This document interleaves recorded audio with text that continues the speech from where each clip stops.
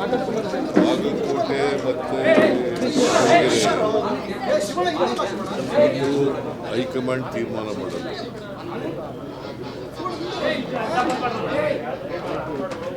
ಸುರ್ಜೇವಾಲ ಅವರು ಕರ್ನಾಟಕಕ್ಕೆ ಬರ್ತಾರೆ.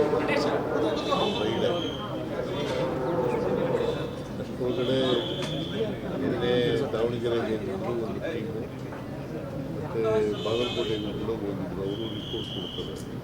ರಿಪೋರ್ಟ್ ಆಧಾರದ ಮೇಲೆ ನಾನು ಕೆ ಚರ್ಚೆ ಮಾಡಿ ಸುರ್ಜೇವಾಲ ಜೊತೆ ಮಾತಾಡಿ ಭೇಟಿ ಕುಟುಂಬ ಭೇಟಿ ಮಾಡಿ ಸರ್. ಇವತ್ತು ನಿಮ್ಮನ್ನ ಭೇಟಿ ಕುಟುಂಬದವರು 3 ಜನ ಟಿಕೆಟ್ ಕೇಳ್ತಾ ಇದ್ರು.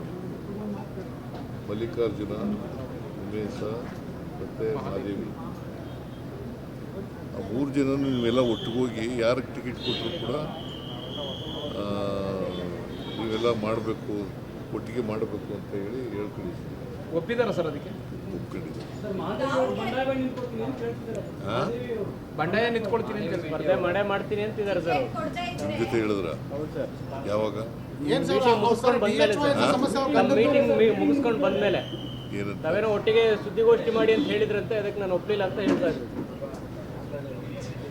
ಸರ್ಕಾರದಲ್ಲಿ ಸಮಸ್ಯೆ ಸರ್, DHO ಟ್ರಾನ್ಸ್ಫರ್ ಮಾಡಿದ್ದೀರಾ ಅಂತ ಡಿಮ್ಯಾಂಡ್ ಮಾಡ್ತೀರಾ? ಅವರ ಗಂಡ ಅಂತ ಸರ್ DHO ಅಲ್ಲಿ ಗೊತ್ತಿಲ್ಲ, ನನ್ನ ಜೊತೆ ಒಪ್ಕೊಂಡಿದ್ದಾರೆ.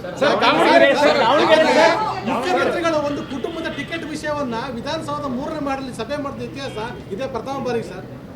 ಒಂದು ಕುಟುಂಬದ ವಿಚಾರವನ್ನ ತಮ್ಮ ಕಚೇರಿಯಲ್ಲಿ ಸಭೆ ಮಾಡೋದು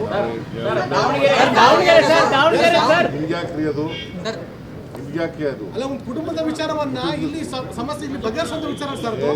ಪಕ್ಷದ ವಿಚಾರ ಅದು. ಅಲ್ಲ, ಮಾಡುವಂತ ವಿಚಾರ ಸರ್ ಅದು. ನೀವ್ ಯಾಕೆ ಮಾತಾಡ್ತಾ ಮಹತ್ವದ ಸರ್ ಅದು. ಪಕ್ಷದ ವಿಚಾರ, ಮಹತ್ವದ ಪಕ್ಷದ ವಿಚಾರ, ಪಕ್ಷದ ವಿಚಾರ.